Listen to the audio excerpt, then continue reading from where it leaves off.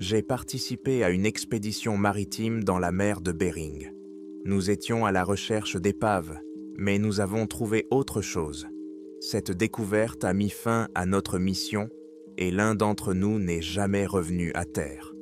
Notre navire, le Polaris, était ancré à 150 milles au large des côtes de l'Alaska. Le temps était stable depuis 4 jours, ce qui était rare pour la mer de Bering à la fin du mois d'octobre. Moi, Elias, spécialiste principal des appareils sous-marins, je préparais notre bathyscaphe Triton 7 pour une nouvelle plongée. Ma collègue, Rina, vérifiait les systèmes de survie et de communication. À bord du Polaris se trouvait une équipe scientifique dirigée par le docteur Harry Thorne, un océanographe réputé pour sa capacité à travailler dans les conditions les plus difficiles. L'expédition, financée par un consortium privé, avait pour objectif d'étudier et de cartographier l'épave d'un cargo soviétique qui avait coulé ici au début des années 80. Officiellement, il transportait du matériel industriel. Officieusement, selon certaines rumeurs, il aurait transporté des systèmes de navigation expérimentaux. C'est précisément ce que nous recherchions. La plongée a commencé à 7 heures du matin. Rina et moi avons pris place dans l'espace exigu du Triton. Après avoir vérifié l'étanchéité de l'écoutille, l'équipe de pont, sous la direction de Brandt, notre chef de pont, a commencé la descente. L'eau derrière les hublots est passée du gris au bleu foncé, puis à l'obscurité totale, que même les puissants projecteurs de l'appareil ne pouvaient dissiper. La pression augmentait. À 200 mètres de profondeur, nous avons définitivement perdu la lumière naturelle.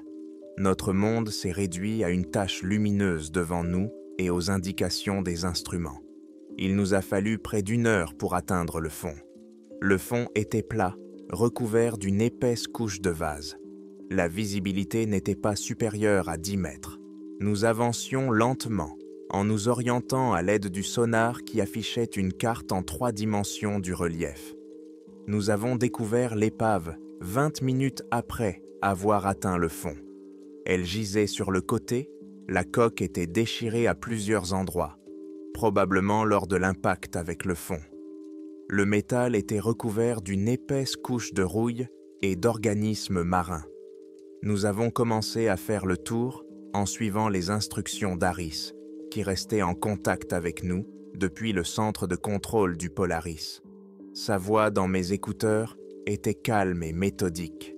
Il nous a demandé d'inspecter les cales, mais elles étaient encombrées de débris.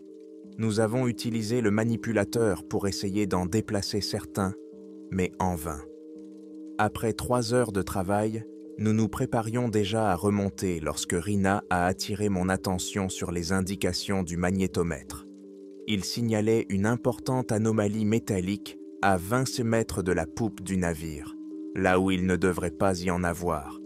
D'après la carte du sonar, il n'y avait qu'un fond plat à cet endroit. J'ai dirigé le Triton dans la direction indiquée. Les projecteurs ont éclairé une partie du fond qui semblait légèrement surélevée. Rien d'inhabituel, juste un dépôt de limon. Mais Harris a insisté pour que nous utilisions le manipulateur avec une brosse hydraulique. Lorsque nous avons mis la brosse en marche, un nuage de limon s'est élevé, nous cachant presque entièrement la vue. Nous avons dû attendre quelques minutes qu'il se dissipe. Lorsque la visibilité s'était revenue, nous l'avons vu. C'était un conteneur standard de 20 pieds, presque entièrement enfoncé dans le fond. Sa surface était lisse, sans trace de corrosion significative, ce qui était extrêmement étrange pour un objet qui avait passé tant d'années ici. Sur l'une des parois, on pouvait distinguer des symboles flous ressemblant à des caractères cyrilliques et plusieurs chiffres. Mais notre attention a été attirée par autre chose. Dans la partie supérieure du conteneur, près d'un coin, il y avait un trou. Une fissure irrégulière et déchiquetée dans le métal de la taille d'un poing humain. Et quelque chose était visible à travers cette fissure. Au début, nous avons pensé qu'il s'agissait d'un matériau isolant. Il était pâle, presque blanc. Mais lorsque j'ai approché la caméra et agrandi l'image, j'ai senti mon pouls s'accélérer. Cela ne ressemblait pas à du plastique. La surface était lisse, mais divisée en segments denses et adjacents, ressemblant à des écailles de reptiles, mais sans leur éclat caractéristique. Elle semblait douce, organique. Harris, qui portait des écouteurs, resta silencieux pendant quelques secondes. Puis il nous ordonna d'inspecter le conteneur sous tous les angles. Nous l'avons contourné. Il était intact, à l'exception de cette seule brèche. Pas de porte, pas de serrure, pas de trappe. Il ressemblait à une boîte en acier monobloc. Harris prit une décision immédiate. « Soulevez-le », dit-il. J'ai protesté. Notre manipulateur n'était pas conçu pour supporter un tel poids. Soulever un tel objet à plus de 400 mètres de profondeur était une opération risquée. Toute défaillance du treuil ou rupture du câble pouvait entraîner une catastrophe. Brandt, qui avait entendu notre conversation sur la radio commune, a également exprimé ses doutes. Il a déclaré que le levage nécessiterait une coordination parfaite et des conditions météorologiques stables, ainsi que l'utilisation des treuils de levage principaux du navire, et non du matériel du Triton. Mais Harris était inflexible. Il a contacté le capitaine Callan et a apparemment obtenu son accord. La valeur scientifique de la découverte l'emportait sur tous les risques. On nous a donné l'ordre de fixer les élingues de levage au conteneur. C'était un travail difficile. Les manipulateurs du bathyscaphe n'étaient pas très maniables, et il nous a fallu près de 2 heures pour fixer solidement les 4 câbles au coin du conteneur. Pendant tout ce temps, nous avons essayé de ne pas regarder la brèche d'où apparaissait cette peau pâle et segmentée. La remontée a commencé. Le Triton naviguait légèrement plus haut et sur le côté, éclairant le conteneur et contrôlant sa position. Les détreuils du Polaris tiraient d'eau lentement sur le câble. La vitesse était minimale, pas plus d'un demi-mètre par seconde. Le moindre à-coup pouvait entraîner une rupture.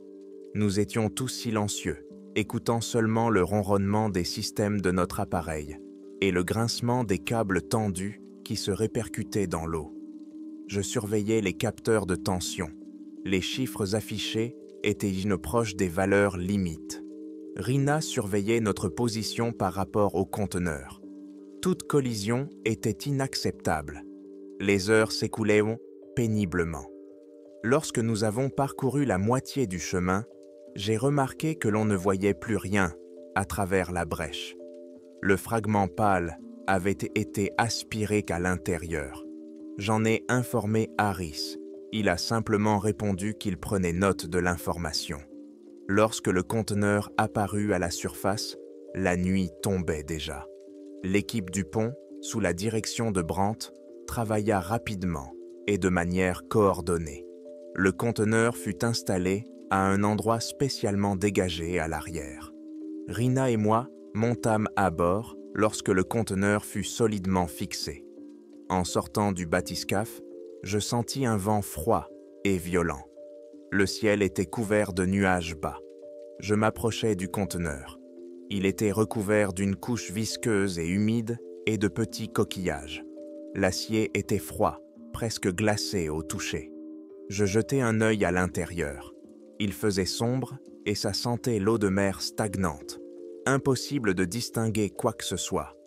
Harris, Callan, Brandt, Rina et moi, nous sommes rassemblés autour de l'objet.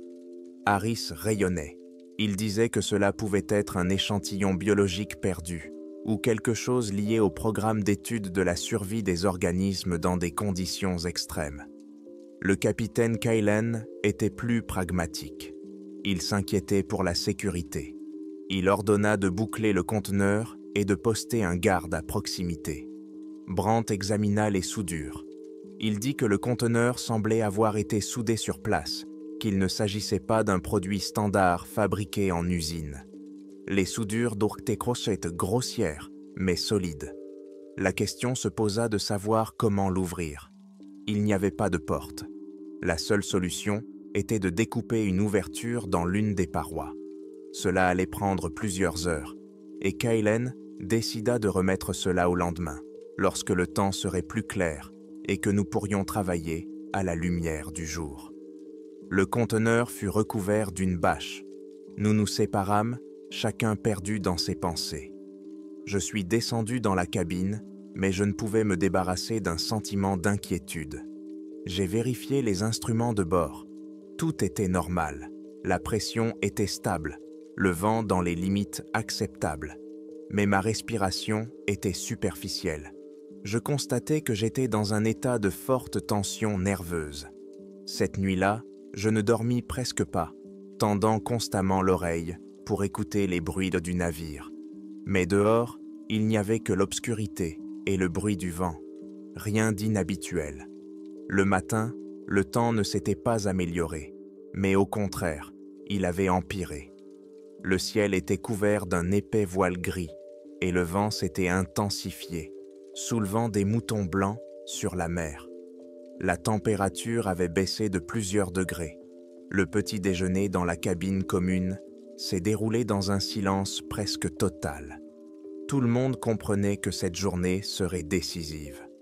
Harry Thorne était assis en bout de table, regardant sur sa tablette les photos du conteneur prises par notre bathyscaphe. Son visage exprimait une concentration extrême. Le capitaine Kaylen buvait son café en regardant par le hublot la mer agitée. Ses mâchoires étaient hyatées serrées. Il n'était pas satisfait de la décision d'ouvrir l'objet dans de telles conditions, mais il ne pouvait pas annuler l'ordre d'Harris, qui était officiellement à la tête de la mission scientifique. Brandt et ses hommes étaient dignes déjà sur le pont, en train de préparer le matériel. Après le petit déjeuner, nous sommes de tous sortis sur le pont arrière. Le vent était glacial. La bâche qui recouvrait le conteneur claquait et se déchirait sous l'effet du vent. Il fallut la retirer. Le conteneur semblait encore plus étrange à la lumière du jour. Sa surface sombre et lisse contrastait avec le métal gris et recouvert de givre salé du pont. L'équipe de Brandt sortit le découpeur plasma. C'était un appareil puissant, capable de couper de l'acier épais. Toutes les mesures de sécurité avaient été prises. Des extincteurs étaient à portée de main, et tout ce qui pouvait s'enflammer avait été retiré du périmètre. Kaylen insista pour que tous ceux qui ne participaient pas directement au travail se tiennent à distance de sécurité. Rina et moi nous tenions près de la balustrade, observant le processus. Harris s'approcha presque de l'endroit où se trouvait le découpeur, ignorant les avertissements du capitaine. Brandt prit lui-même le découpeur. Il enfila des gants de protection épais et un masque avec un filtre de lumière. Son assistant vérifia les tuyaux d'alimentation en gaz et mit le courant. Le générateur émit un grondement sourd. Brandt approcha la buse du chalumeau de la paroi du conteneur à environ 1 demi-mètre du bord. Il s'apprêtait à découper une grande trappe rectangulaire. Il s'immobilisa un instant, puis fit signe à son assistant. Un arc bleu aveuglant jaillit et un sifflement strident retentit. Des gerbes d'étincelles s'envolèrent, immédiatement emportées par le vent. Le métal commença lentement à céder. Le processus était lent. Brandt guidait le chalumeau lentement et avec précision, s'efforçant de faire une coupe aussi régulière que possible. L'air s'emplit d'une odeur d'ozone et de métal brûlant. Je dus reculer de quelques pas pour ne pas être pris de vertige. Le travail prit plus d'1 heure. Pendant ce temps, le temps empira. Une pluie fine et froide se mit à tomber. Le pont est devenu glissant. Enfin, la dernière coupe a été faite. Brandt a éteint le chalumeau. Un silence relatif s'est installé, rompu seulement par le bruit du vent et des vagues. Son assistant a accroché le morceau de métal découpé à l'aide de pinces spéciales fixées à un petit treuil de pont. À l'ordre de Brandt, le treuil tira lentement la tôle d'acier vers lui. Elle s'éloigna du conteneur dans un grincement assourdissant. L'intérieur n'était pas vide. Tout l'espace était occupé par un autre réservoir, fait d'un matériau épais et translucide. semblable à du verre armé ou du plastique. Il était rempli d'un liquide trouble, vert-brun. La lumière le traversait à peine. On pouvait voir qu'il y avait quelque chose à l'intérieur, des formes sombres et indistinctes. Harris s'approcha de l'ouverture. Il passa presque la tête à l'intérieur pour essayer de voir ce qu'il y avait dedans. « C'est une capsule hermétique », dit-il, sa voix étouffée par le bruit du vent. « Il n'a pas été simplement abandonné. Il a été placé dans une enveloppe protectrice. Il faut vider l'eau. » Cela posait un nouveau problème. Il était dangereux de percer le réservoir. Personne ne savait de quel liquide il s'agissait, ni s'il était sous pression. Après une brève concertation, Kaylen ordonna d'utiliser une pompe équipée d'un système de filtration. Pendant que l'équipe préparait la pompe, Harris tenta d'éclairer le réservoir à l'aide d'une lampe puissante, mais la suspension trouble absorbait la lumière. Il était impossible de voir quoi que ce soit de concret. Ils décidèrent de percer un trou dans la partie supérieure afin d'éviter une projection brutale du liquide. Brandt perça un petit trou dans la paroi en plastique. La pression à l'intérieur était égale à la pression atmosphérique. Aucun sifflement ne se fit entendre. Un filet de la même eau trouble à l'odeur désagréable, semblable à un mélange de boue et de produits chimiques, s'écoula par l'ouverture. Nous avons inséré le tuyau de la pompe dans le trou et l'avons mis en marche. Le processus de pompage a pris environ une demi-heure. Le niveau du liquide baissait lentement. Nous étions tous debout près de l'ouverture découpée, observant le processus. Mon cœur battait fort, résonnant dans mes oreilles. Je sentais les muscles de mon dos et de mes épaules se contracter. Peu à peu, des contours ont commencé à apparaître dans l'eau. Nous avons d'abord vu quelque chose qui ressemblait à une grille métallique ou à un cadre auquel étaient fixés de larges sangles en cuir. Puis, lorsque l'eau s'est encore retirée, nous l'avons vu. Il était fixé à cette grille en position verticale. C'était un organisme humanoïde d'environ 2 mètres de haut. Son corps était lisse, glabre, de couleur gris-blanc, comme celui d'un phoque ou d'un dauphin. Sa musculature était développée, mais étirée, inhumaine. Ses membres étaient longs et fins. Ses mains et ses pieds étaient monopalmés. La tête était la partie la plus choquante. Elle était allongée vers l'arrière, sans oreilles, avec un petit trou nasal à peine visible. La bouche était fermée et ne formait qu'une fine fente. Mais les yeux étaient ouverts. Ils étaient disproportionnés et complètement noirs, sans blanc ni iris. Juste 2 boules noires brillantes et humides. Et elles nous regardaient droit dans les yeux. Un silence complet s'installa sur le pont. Même le vent semblait s'être calmé pendant un instant. Personne ne bougeait. Brandt, qui se tenait le plus près, recula lentement. Son visage était pâle. Rina, qui se tenait à côté de moi, émit un son faible, semblable à un soupir étouffé. Je sentis un frisson me parcourir le dos. Cela ne ressemblait à aucune créature connue de la science. Harris, au contraire, fit un pas en avant. Il n'y avait aucune peur dans ses yeux, seulement une curiosité scientifique absolue, presque folle. « C'est vivant », murmura-t-il. Il avait raison, les muscles de la créature se contractaient à peine. Sa cage thoracique ne bougeait pas, mais sur les côtés de son torse, sous ses bras, je remarquais de fines fentes qui tremblaient en rond rythmiquement. Des fentes branchiales. Le capitaine Kaylen fut le premier à reprendre ses esprits. « Reculez tous !» ordonna-t-il d'une voix forte et autoritaire. « Brandt, encerclez le conteneur. Personne ne doit s'approcher sans mon autorisation. Harris, il n'est pas question de prélever des échantillons pour l'instant. Nous ne savons pas ce que c'est. Il pourrait s'agir d'une menace biologique de haut niveau. » Une dispute éclata. Harris exigeait que la créature soit immédiatement transportée au laboratoire pour être étudiée. Il disait qu'elle risquait de mourir si elle restait à l'air libre. Kaylen s'y opposait catégoriquement. Il invoquait les protocoles de quarantaine et la nécessité de contacter la base pour obtenir des instructions. Mais c'est à ce moment précis que quelque chose rendit leur dispute absurde. Tout a commencé avec le temps. Soudain, en l'espace de 10 minutes, un brouillard épais et dense s'est abattu sur nous. Cela ne ressemblait pas à la brume marine habituelle. C'était un mur blanc et impénétrable qui engloutissait tout autour de nous. La visibilité était réduite à 2 ou 3 mètres. Je pouvais à peine distinguer Rina qui se tenait à côté de moi. Les silhouettes de Kaelen et Harris, près du conteneur, se sont transformées en ombres floues. Au même moment, j'ai entendu un cri provenant de la timonerie. Le matelot de quart a signalé par l'interphone que tous les instruments de navigation étaient hors service. Le radar n'affichait qu'un bruit blanc. Le GPS ne détectait aucun satellite. Le sonar avait cessé de fonctionner.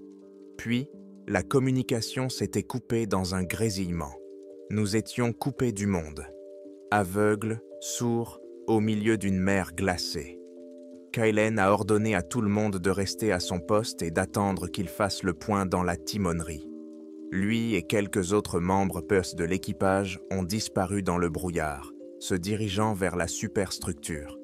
Nous sommes de rester à l'arrière, moi, Rina, Harris, Brandt et ses 2 assistants. Le brouillard s'épaississait. Elle était si dense qu'on aurait pu la toucher. Un froid humide nous transperçait jusqu'aux os. Nous restions silencieux. Seules les gouttes d'eau qui tombaient du gréement et le lointain rugissement sourd de la sirène du navire, que quelqu'un dans la timonerie avait commencé à actionner à intervalles réguliers, conformément aux règles de navigation dans le brouillard, venait de troubler le silence. Harris ne s'éloignait pas du conteneur. Il se tenait là, scrutant le voile blanc derrière lequel se trouvait une créature aux yeux noirs. J'ai regardé mes mains. Elles tremblaient légèrement. J'ai serré les poings, mais les tremblements ont continué. Je pris conscience que j'avais peur. Ce n'était pas simplement la peur de l'inconnu. C'était le sentiment que nous avions commis une erreur en remontant ce conteneur du fond de l'eau et que nous étions désormais à la merci de quelque chose qui nous dépassait. Le capitaine Kaelen revint de la timonerie au bout de 20 minutes. Son visage ressemblait à un masque sculpté dans la pierre. Il avançait dans le brouillard épais avec l'assurance d'un homme qui connaît son navire par cœur. Nous nous sommes rassemblés autour de lui, instinctivement regroupés en bouquets. « Nous n'avons plus de communication », a-t-il déclaré d'une voix calme, dans laquelle on pouvait toutefois percevoir une note de tension extrême. Aucun appareil ne fonctionne. Nous sommes complètement aveugles. L'alarme a été déclenchée. Le moteur principal fonctionne normalement, mais naviguer à l'aveuglette dans ces eaux est suicidaire. Nous allons dériver jusqu'à ce que le brouillard se dissipe. Il nous a tous regardés d'un air grave. Notre priorité absolue était maintenant la sécurité du navire et de l'équipage. Les recherches scientifiques sont suspendues. Harris, je comprends votre déception, mais cet objet, dit-il en désignant le conteneur, représente une menace inconnue. Brandt, rassemblez vos hommes. Fermez l'ouverture. Utilisez la même feuille de métal. Fixez-la avec des chaînes, de manière aussi hermétique que possible. Harris tenta de protester. Il commença à dire quelque chose sur la nécessité de laisser l'air circuler pour la créature, que nous allions la tuer. Kaelen l'interrompit en élevant la voix pour la première fois depuis le début. Je me fiche de son état. Je me soucie de l'état de mon équipage. Exécutez. Harris se tut, le visage déformé par la colère et l'impuissance. Il s'écarta, continuant à fixer le conteneur du regard. Brandt, sans dire un mot, acquiesça et appela ses hommes. Ils se mirent au travail. C'était une tâche difficile et dangereuse dans les conditions de tangage et sur le pont glissant. Ils durent à nouveau utiliser le treuil pour tirer la lourde plaque d'acier vers l'ouverture. Je les observais travailler et mon regard revenait involontairement vers la créature à l'intérieur. Elle n'avait pas changé de position. Son corps était immobile, à l'exception d'un frémissement à peine perceptible de ses branchies. Ses yeux noirs, dépourvus de pupilles, suivaient dans chaque mouvement des hommes sur le pont. Ils ne reflétaient ni peur ni agressivité. Il n'y avait rien en eux qui puisse être interprété. C'était simplement une observation simple, totale, absorbante. Je sentis ma bouche s'assécher. Je dus faire un effort conscient pour détourner le regard. Enfin, la feuille en de métal fut remise en place. Brandt et son équipe commencèrent à enrouler le conteneur avec de grosses chaînes en acier, les serrant au maximum avec des tendeurs. Le bruit du métal qui cliquetait était le seul à rompre le rugissement monotone de la sirène du navire. Une fois le travail terminé, le conteneur ressemblait à nouveau à une caisse solide et scellée, mais il était désormais traversé de chaînes brillantes qui contrastaient avec la rouille.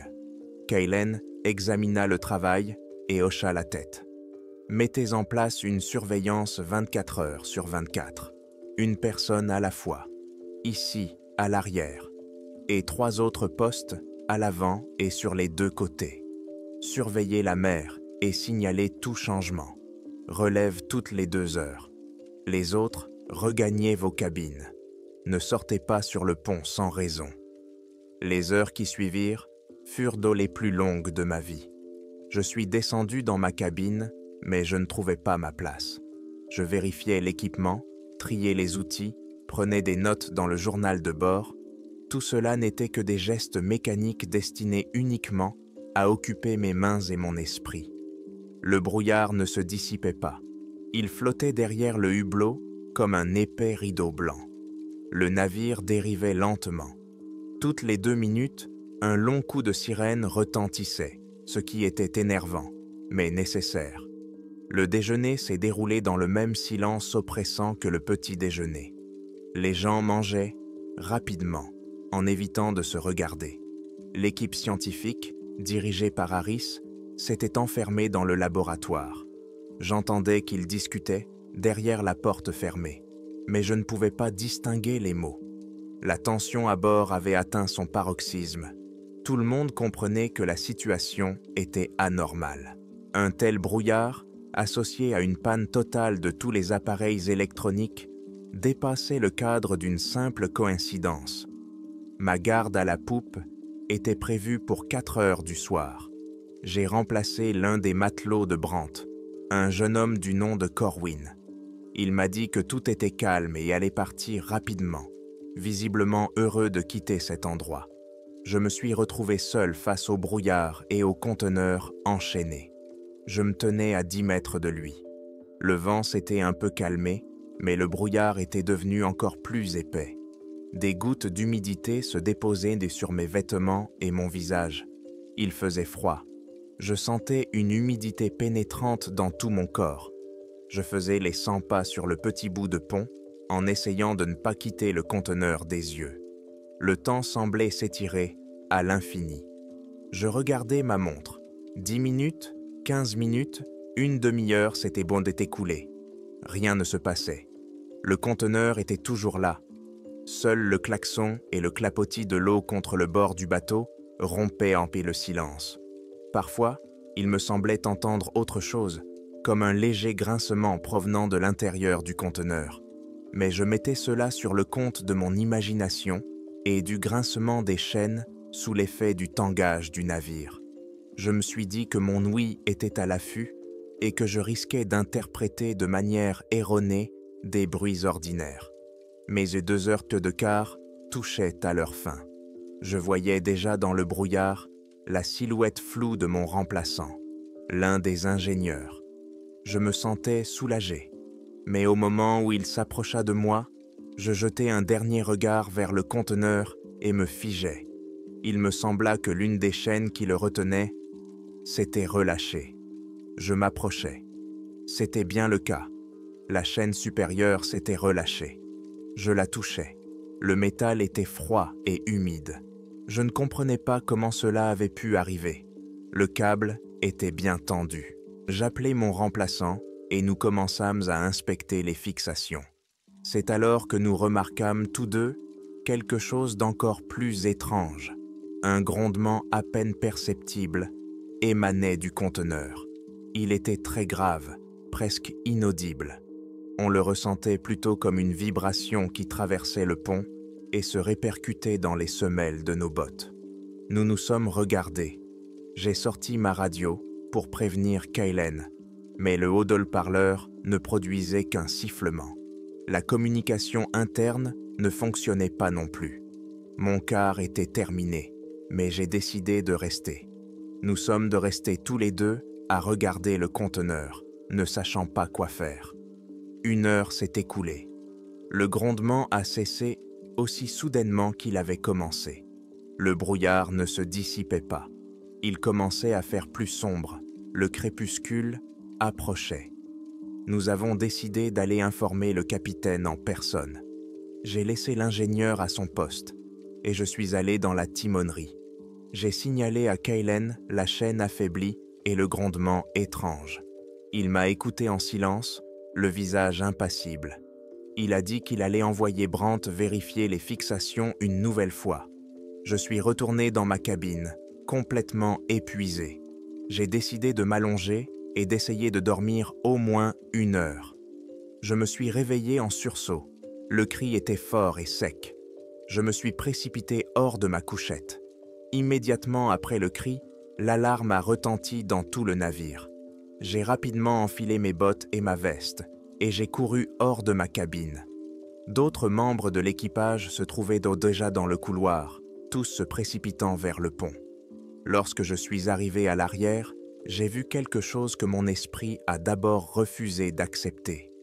L'endroit où se trouvait le conteneur était vide. L'énorme caisson en acier de plusieurs tonnes avait disparu. Des chaînes gisaient sur le pont mouillé. Certaines étaient intactes, d'autres étaient vraiment brisées, leurs maillons étirés et déformés, comme si une force incroyable les avait étirés. Il n'y avait aucune trace de traînée. Il n'y avait aucune trace de grue. Il avait tout simplement disparu. Kaylen se tenait au centre du pont. À côté de lui se trouvait Brandt. Le visage du capitaine était gris cendré. Il donnait des ordres courts et saccadés. « Qui était de quart ?» demanda-t-il. Brandt répondit « Corwin. Il devait prendre la relève à 6 heures. » Nous avons commencé à le chercher. Nous avons fouillé tout le navire, chaque compartiment, chaque cabine, chaque cale. Nous avons crié son nom, mais seul le silence et le rugissement du sifflet dans le brouillard nous répondaient. Corwin avait disparu, le conteneur aussi. Sur le pont où il se tenait, il n'y avait plus que quelques maillons d'une chaîne brisée et des traces humides qui s'évaporaient rapidement, même dans l'air froid. Je me tenais près du bastingage, regardant le vide blanc, et je me sentais envahi par un sentiment de désespoir total. Nous étions enfermés sur ce navire avec quelque chose qui avait pu faire disparaître un conteneur en acier de plusieurs tonnes et emporter un homme sans laisser la moindre trace. Et nous ne savions pas si cette chose était toujours à bord. L'alarme a retenti dans tout le navire pendant encore 10 minutes avant que le capitaine Kaylen n'ordonne de l'éteindre. Le bruit strident a fait place à un silence oppressant, dans lequel le sifflement qui continuait de retentir toutes les 2 minutes semblait particulièrement sinistre. Les recherches pour Corwin ont été abandonnées. Nous avons fouillé chaque recoin du Polaris 2 fois. Il n'était pas là. Kaylen rassembla tout le monde dans la salle de réunion.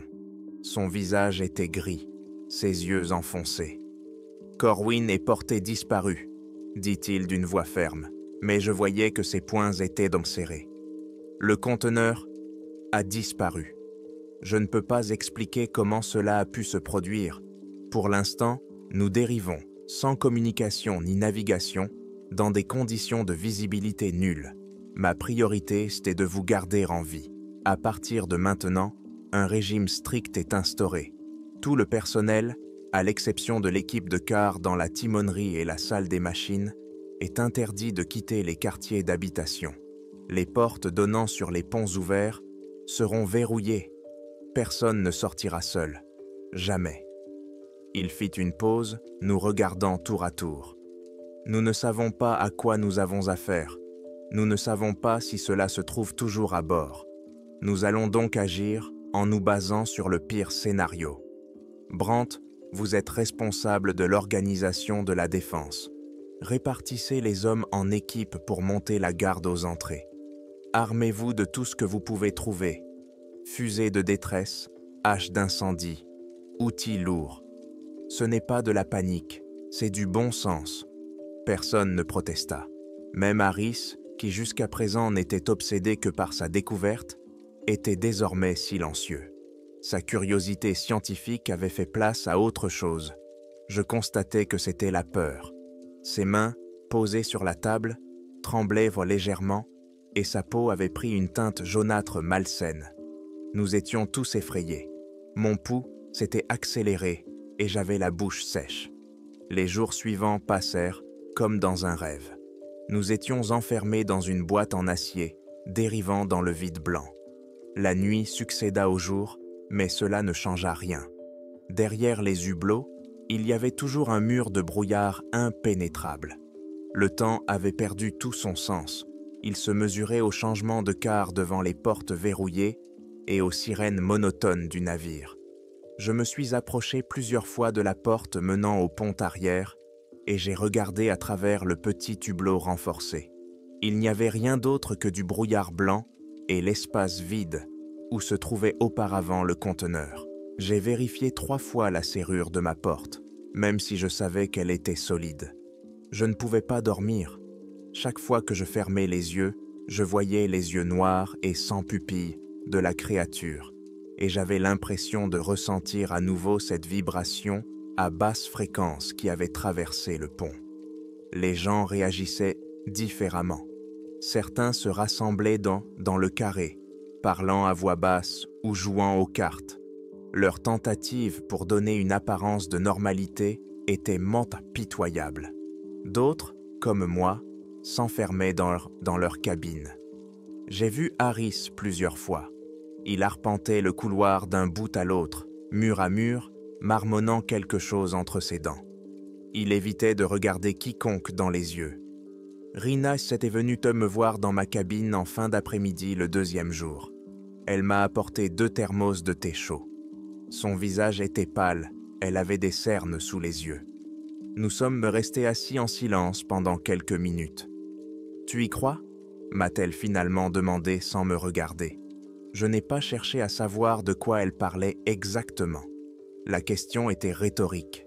« Je ne sais pas quoi croire », ai-je répondu. Je vois les faits. Un conteneur de plusieurs tonnes et un homme ont disparu du pont d'un navire fermé en pleine mer. Tous nos appareils électroniques sont tombés en panne, en même temps que le brouillard est apparu. Ce sont des faits. Je n'ai aucune explication. Elle acquiesça. Je n'arrête pas de penser à la brèche, dans le conteneur. Il était percé quand nous l'avons trouvé, comme si quelque chose avait essayé de sortir, ou quelque chose avait essayé d'entrer. Cette idée ne m'avait pas effleuré l'esprit. J'avais toujours pensé que la brèche était le résultat d'un choc contre le fond. Mais ces mots m'ont fait voir la situation sous un autre angle. Le matin du 3e jour de dérive, un nouvel événement s'est produit. L'un de nos ingénieurs électroniciens, un type nommé Gage, qui n'avait cessé d'essayer de réparer au moins une partie de l'équipement, est arrivé en courant dans la cabine où se trouvaient Kaylen et Brandt. Gage était dans un état d'excitation extrême. « Capitaine, j'ai trouvé quelque chose », s'écria-t-il, le souffle court. J'ai vérifié les câbles de communication principaux qui relient la timonerie au mât d'antenne. Ils passent dans un boîtier spécial le long de la cloison. Ils ne sont pas alimentés. J'ai pensé à un court-circuit ou à une rupture due à l'humidité. J'ai ouvert le boîtier. Il s'interrompit, cherchant ses mots. Les câbles, ils sont intacts, ils ne sont pas sectionnés. Mais ils ont été modifiés. L'isolation extérieure, la tresse métallique, tout est en place. Mais à l'intérieur, à la place des fils de cuivre, il y a une substance noire et fragile, qui ressemble à du charbon. comme si tout le cuivre à l'intérieur du câble s'était simplement transformé en poussière, sur toute la longueur que j'ai pu vérifier. Ce n'est pas un court-circuit, c'est physiquement impossible. Nous l'avons tous suivi. Il nous a conduits dans un étroit couloir technique. Une partie du coffret avait été ouverte. Gage a éclairé l'intérieur avec sa lampe torche. Nous avons vu des câbles épais. Il en a coupé un en travers. Et nous avons vu ce qu'il décrivait. Sous la couche d'isolation, à la place du cuivre brillant, il y avait une poussière noire et mate. Elle s'effritait au moindre contact. Kaylen regarda cela en silence pendant quelques minutes. Puis, il se redressa. Vérifiez tous les systèmes principaux. Les câbles d'alimentation du moteur, les systèmes de commande, l'éclairage de secours. Tout. La nouvelle se répandit instantanément dans le navire et le peu de sang-froid qui restait à l'équipage commença à s'évaporer. Si nos systèmes principaux avaient également subi cette désintégration, nous n'étions pas simplement à la dérive. Nous étions sur un tonneau de fer mort, attendant d'être engloutis par la tempête. Cette nouvelle me fit penser au Triton. Le bathyscaphe était notre seul espoir, le seul appareil autonome à bord. Si tout tombait en panne sur le navire, il serait peut-être possible de tenir le coup pendant un certain temps, voire d'envoyer un signal de détresse. J'ai dit à Kaylen que je devais vérifier son état. Il a accepté, mais a envoyé Brandt avec moi. À nous deux, nous avons déverrouillé la porte menant au hangar où se trouvait le bathyscaphe. Il faisait sombre et froid dans le hangar. Nous avons allumé nos lampes et inspecté les lieux. Tout était à sa place. Le Triton 7 était sur sa plateforme, connecté au système de recharge qui, bien sûr, ne fonctionnait manco pas. Brandt était resté à l'entrée. Je me suis approché de l'appareil. L'inspection extérieure n'a révélé aucun dommage. J'ai grimpé sur une petite échelle jusqu'à la trappe. Elle était bloquée. J'ai repoussé les loquets et l'ai ouverte. À l'intérieur, ça sentait l'ozone et l'électronique surchauffée. Une odeur habituelle après une immersion. J'ai allumé ma lampe et j'ai éclairé l'intérieur de la sphère exiguë. 2 fauteuils, des panneaux de commande, des écrans. Tout était à sa place. Mais sur le fauteuil de gauche, mon fauteuil de pilote, quelque chose était posé. C'était un petit objet plat, pas plus gros qu'un ongle. Il était sombre et brillait légèrement dans l'air humide de la sphère. J'ai senti mon cœur s'arrêter de battre. Je me suis baissé, en essayant de ne rien toucher. J'ai braqué ma lampe directement sur l'objet. C'était l'un des segments qui recouvraient le corps de la créature. Parfaitement plat, hexagonal, semblable à une écaille, mais dur comme de la chitine.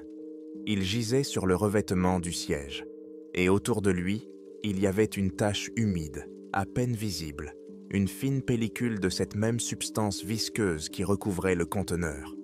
Je me redressai lentement. Je me tenais dans un espace clos où, après notre retour à bord, cette créature avait séjourné. Il était là. Elle était assise dans mon fauteuil. Je levai les yeux vers Brandt. Il me regardait d'en haut, depuis la trappe, le visage tendu. Interrogateur. Je ne pus prononcer un mot. Je lui ai simplement montré le fauteuil du doigt. Il a éclairé l'endroit avec sa lampe et j'ai vu son visage changer. Il avait tout compris. Il regardait en silence cette petite écaille et je voyais dans ses yeux la même horreur que je ressentais moi-même. Nous l'avons ramené à bord. Il était avec nous depuis le début. Brandt n'a pas dit un mot. Il regardait simplement la minuscule écaille, chitineuse à la lumière de sa lampe, et je voyais des gouttes de sueur perler sur son front, malgré le froid qui régnait dans le hangar. Il leva lentement les yeux vers moi, puis vers la trappe fermée, puis, à nouveau, vers moi. La prise de conscience fut lente, mais totale. Nous n'avions pas enfermé la menace à l'extérieur. Nous étions enfermés à l'intérieur avec elle. À l'aide de la pince de ma trousse à outils, il plaça délicatement l'écaille dans un sac stérile pour échantillons qui se trouvait toujours dans le Triton. Puis nous sommes sortis du bathyscaphe en silence, avons fermé l'écoutille et Brandt a verrouillé le hangar. Pas un mot à personne avant que nous ayons informé le capitaine, dit-il. Sa voix était rauque. Le rapport à Kaylen fut bref et factuel. Nous avons exposé l'essentiel. Du matériel biologique identique aux membranes de la créature avait été découvert dans le bathyscaphe verrouillé. La conclusion était évidente. Cette chose était capable de traverser des cloisons étanches ou posséder des capacités que nous ne pouvions pas comprendre. Kaylen nous écouta sans nous interrompre. Son expression resta impassible, mais je remarquai que ses jointures blanchirent lorsqu'il serra le bord de la table. Il resta silencieux pendant plusieurs minutes, le regard perdu dans le vide. Le brouillard derrière la vitre de la cabine était toujours aussi épais. « Alors, il était là tout ce temps, » dit-il enfin, constatant un fait plutôt que posant une question. « Il a coupé les communications, il désactive les systèmes, il a enlevé Corwin, et il se déplace à sa guise dans le vaisseau. Il se leva. Le plan change, la défense n'a plus de sens. Nous commençons le nettoyage, compartiment par compartiment. Nous le trouverons. » Cette décision fut accueillie par l'équipage avec un mélange de peur et de sombre détermination. Rester assis dans l'ignorance était une torture. L'action, même suicidaire, donnait l'illusion du contrôle. Nous avons été divisés en 3 groupes. Le premier était dirigé par Kaylen lui-même, le deuxième par Brandt. Rina, Harris, l'ingénieur Gage et moi-même formions le 3e groupe. Nous étions chargés des ponts techniques et de la salle des machines. Nous nous sommes armés. J'avais une lourde clé à molette et un pistolet de détresse. Rina avait une petite hache d'incendie. Brandt distribua à chacun de puissantes lampes, torches. Nous décidâmes d'avancer tous ensemble, en restant en contact grâce aux radios que Gage avait réussi à faire fonctionner sur de courtes distances en les alimentant avec des batteries de portable. Notre chasse commença. Nous descendîmes par l'échelle jusqu'au pont technique. L'air y était vicié. Ça sentait la graisse et le métal froid. Nos pas résonnaient dans le silence des couloirs. Nous avancions lentement, vérifiant chaque compartiment, chaque armoire, jetant un œil derrière chaque rebord. Gage marchait devant, un multimètre portable à la main, et vérifiait l'état des câbles dans les boîtes. Dans les premiers compartiments, tout était normal. Mais plus nous nous enfoncions dans les entrailles du navire, plus il s'arrêtait souvent. « Ici aussi », disait-il en montrant un autre câble. Le cuivre s'est transformé en poussière. Nous trouvions de plus en plus de systèmes hors service. Il s'agissait d'une destruction méthodique et ciblée. La créature ne se contentait pas de se cacher. Elle démantelait notre vaisseau. Dans l'un des couloirs, Harris s'arrêta brusquement. Il pointa sa lampe vers une grille d'aération au plafond. « Regardez », murmura-t-il. La grille était recouverte de la même fine pellicule de mucus organique. Elle brillait légèrement à la lumière des lampes. La créature utilisait le système de ventilation pour se déplacer. Cette pensée me fit me sentir complètement vulnérable. Elle pouvait apparaître n'importe où, par n'importe quelle ouverture, à tout moment. Mon cœur battait à tout rompre, ma respiration était superficielle. Je serrais plus fort la clé dans ma main moite de sueur. Nous arrivâmes à la salle des machines. Cette immense pièce réverbérante, remplie de mécanismes, était maintenant presque silencieuse. Seul un générateur diesel fonctionnait, assurant l'éclairage de secours et le fonctionnement de la sirène. Son grondement régulier semblait faible et solitaire dans ce royaume de métal figé. Nous nous sommes séparés pour inspecter la pièce. Je me suis dirigé vers l'un des moteurs principaux, éclairant l'enchevêtrement de tuyaux et de câbles avec ma lampe torche. C'est là que j'ai vu quelque chose qui m'a fait m'arrêter. Sur l'une des pompes du système de refroidissement, un voyant rouge clignotait pour signaler une panne. Je me suis approché. La pompe ne fonctionnait pas. Le câble d'alimentation qui la reliait était en parfait état à l'extérieur, mais lorsque je l'ai touché, j'ai senti sous l'isolation le même vide et la même pourriture. Cela ne se contentait pas de perturber les communications. Cela désactivait des systèmes vitaux. Si toutes les pompes tombaient en panne, le générateur principal surchaufferait et s'éteindrait. Et alors, nous serions plongés dans l'obscurité et le silence les plus complets. « Nous devons arrêter », dit soudain Harris. Sa voix tremblait, mais elle était ferme. Nous nous sommes tous tournés vers lui. « Vous ne comprenez pas. Ce n'est pas de l'agression telle que nous la comprenons.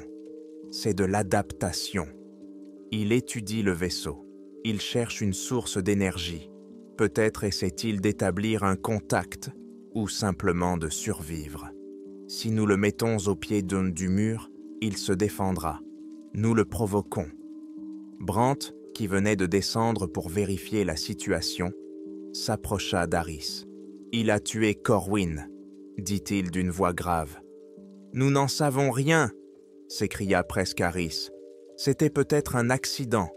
Corwin l'a peut-être provoqué. C'est une forme de vie unique, la plus grande découverte de l'histoire de l'humanité, et vous courez après avec des haches. Cette forme de vie unique est en train de couler notre vaisseau, rétorqua Brandt, et je ne vais pas attendre qu'elle nous réduise en poussière. » Leur dispute fut interrompue par un message radio provenant du groupe de Kaylen. « Nous avons trouvé quelque chose, dans la 3e cale. Toutes les équipes, rendez-vous immédiatement ici. » Nous nous sommes dirigés vers l'endroit indiqué. La 3e cale servait à stocker le matériel de secours. C'était une pièce immense et froide. L'équipe de Kaylen était déjà là, debout près de la cloison arrière, éclairant quelque chose avec des lampes torches. Lorsque nous nous sommes approchés, j'ai vu. Cela ressemblait à un nid, une structure immense et informe, collée au mur. Elle était constituée d'un enchevêtrement de câbles morts arrachés de leurs gaines et maintenus ensemble par la même substance organique figée. Toute la structure pulsait faiblement et émettait un bourdonnement grave familier qui était maintenant beaucoup plus fort et pouvait être ressenti dans tout le corps. Mais le plus effrayant se trouvait au centre de cette structure.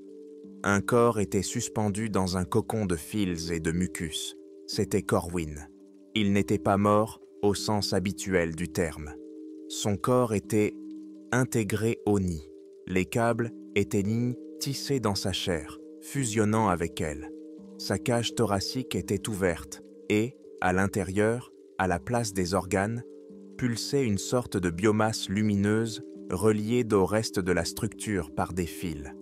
Ses yeux étaient ouverts, mais ils étaient complètement blancs, comme brûlés de l'intérieur. Il ne bougeait pas, mais toute cette construction effrayante autour de lui était vivante et vibrante.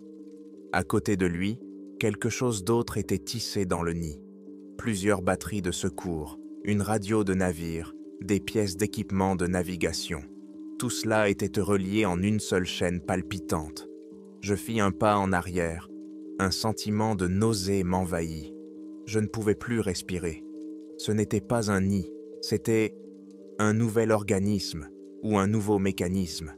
La créature ne se contentait pas de détruire notre vaisseau, elle le reconstruisait.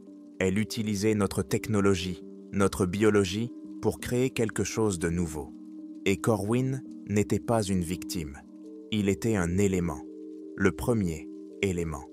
Nous restions immobiles, silencieux, à regarder ce magma palpitant de chair et de fils. Et à ce moment-là, du fond de la structure, derrière le corps de Corwin, une tête allongée aux yeux lisses et complètement noirs apparut lentement. Elle nous regardait. Elle ne se cachait pas. Elle nous montrait simplement ce qu'elle faisait, et j'ai compris que nous n'étions pas des chasseurs. Nous n'étions que de la matière première. Personne n'a crié, personne n'a tiré. Nous nous tenions devant cet autel monstrueux, fait de chair et de fils, et toute idée de lutte s'était évaporée. Les muscles de mon corps étaient tendus. Je sentais un froid glacial qui n'avait rien à voir avec la température dans la cale. La peur passa à un nouveau stade. Ce n'était plus de la panique, mais une prise de conscience totale et paralysante de notre place dans cette équation. La créature, au centre de sa construction, tourna lentement la tête et disparut dans l'enchevêtrement de câbles. Elle ne semblait pas menaçante, elle avait simplement terminé sa démonstration. « Reculez », dit Kaylen d'une voix calme mais ferme. « Lentement. Ne tournez pas le dos. » Nous avons commencé à reculer, pas à pas, en reculant, sans quitter la structure pulsante des yeux. Le grondement semblait s'amplifier, il nous pénétrait les os, les dents. Nous sommes sortis de la cale, et Brandt a claqué la lourde porte en acier. Nous l'avons verrouillée, même si nous savions tous que c'était inutile. Nous nous sommes rassemblés dans le couloir. Le visage d'Harris était blanc comme un linge. Sa curiosité scientifique avait été complètement anéantie, ne laissant place qu'à une terreur primitive. « Ça construit », murmura-t-il. « Il utilise les champs électromagnétiques, le cuivre des câbles, il ne le détruit pas, il modifie sa structure au niveau moléculaire, le transformant en semi-conducteur ou quelque chose comme ça. Corwin, son système nerveux fait désormais partie du circuit. Il construit un émetteur ou un récepteur. Personne ne voulait plus discuter. Il n'y avait qu'un seul plan, et c'était le dernier. « Triton », dit Kaylen, « c'était notre seule chance de survie. Retourner au hangar, détacher le bathyscaphe, le jeter par-dessus bord et espérer que ces systèmes de survie tiendraient mille et le coup jusqu'à ce qu'on nous retrouve, si on nous cherchait. Nous nous sommes dirigés vers le hangar. Tout le vaisseau semblait désormais étranger. Un grondement sourd était devenu un bruit de fond constant. Les lampes de secours dans les couloirs clignotaient au rythme de ce grondement. Les murs et le pont vibraient légèrement.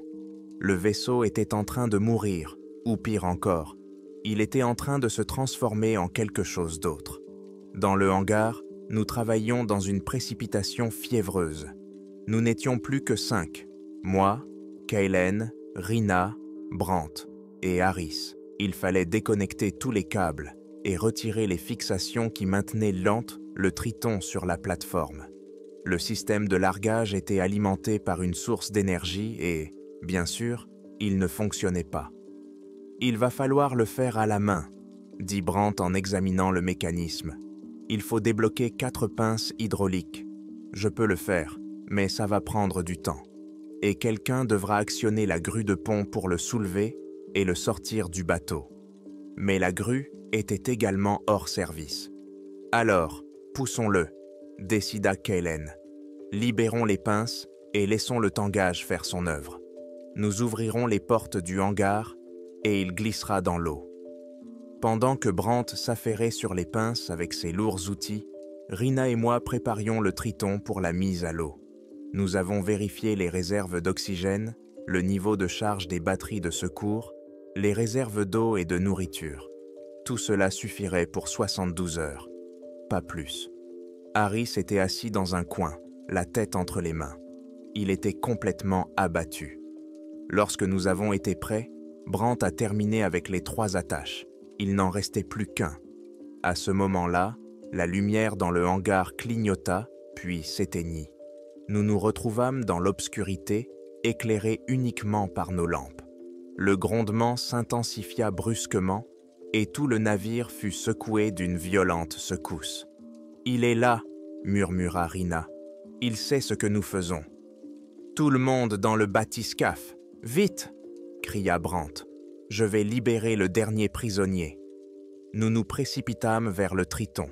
J'aidai Harris, qui était paralysé, à monter, suivi de Rina, puis de Kaylen. Je m'apprêtais à monter à mon tour lorsque je regardai Brandt.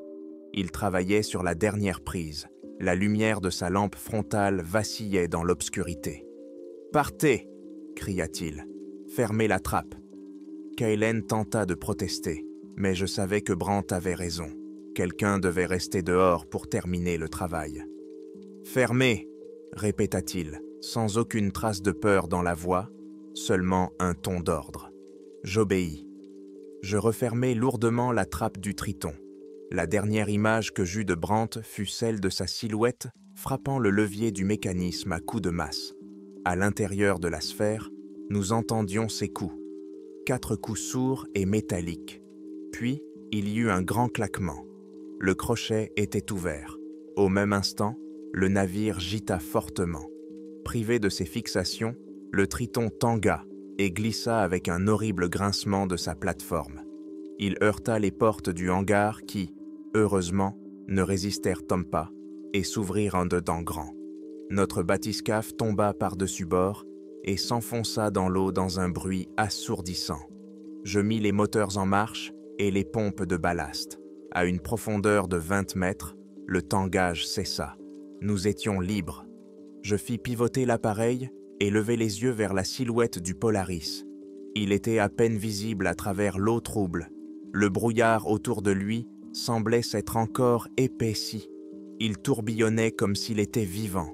Et tout le navire brillait, pas avec des feux de détresse. La lumière venait de l'intérieur, de chaque hublot, de chaque fissure. Elle pulsait au rythme du grondement que nous pouvions encore entendre, même ici, sous l'eau. Le Polaris n'était plus un navire. Il faisait désormais partie de ce nid, de ce mécanisme que le monstre était en train de construire. Nous nous éloignions lentement de lui, plongeant dans l'obscurité salvatrice. On nous a retrouvés 58 heures plus tard. Nous avons été repérés par un chalutier canadien, attiré par la balise de détresse du Triton, que j'avais activée dès que nous nous étions éloignés à une distance sûre. Nous étions épuisés, physiquement et moralement.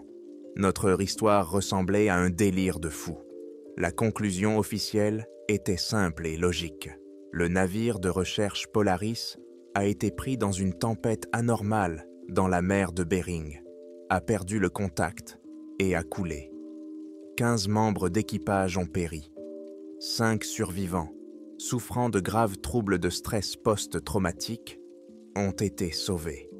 L'affaire a été classée. Je suis assis dans ce bureau silencieux depuis 3 mois déjà. On me pose toujours les mêmes questions. Je raconte toujours la même histoire. Ils acquiescent, prennent des notes, mais ne me croient pas. Ils parlent d'hallucinations collectives causées par le stress et l'hypoxie. Ils me montrent des rapports. Ils indiquent qu'aucun débris n'a été trouvé dans la zone présumée du crash. Pas la moindre trace du Polaris, comme s'il n'avait jamais existé. Mais hier, on m'a montré autre chose, par hasard. L'un des enquêteurs avait laissé sur la table une copie du sonar du fond marin. C'était exactement l'endroit où nous avions trouvé le conteneur. Il a dit que les militaires avaient enregistré une nouvelle anomalie à cet endroit. À l'endroit où se trouvait auparavant un vieux transporteur coulé, il y a maintenant un objet d'une masse énorme. Il a une forme géométrique presque parfaite. Et surtout, il n'est pas passif. Toutes les quelques heures, il émet une impulsion extrêmement puissante mais courte, à basse fréquence. Un signal dirigé verticalement vers le haut, vers l'espace. Ils ne savent pas ce que c'est. Ils pensent qu'il s'agit d'un phénomène géologique inconnu. Mais moi, je sais. Il n'a pas construit un émetteur pour appeler à l'aide. Il a terminé son travail. Il a réparé son vaisseau. Et maintenant, il signale simplement à sa base qu'il est prêt à partir.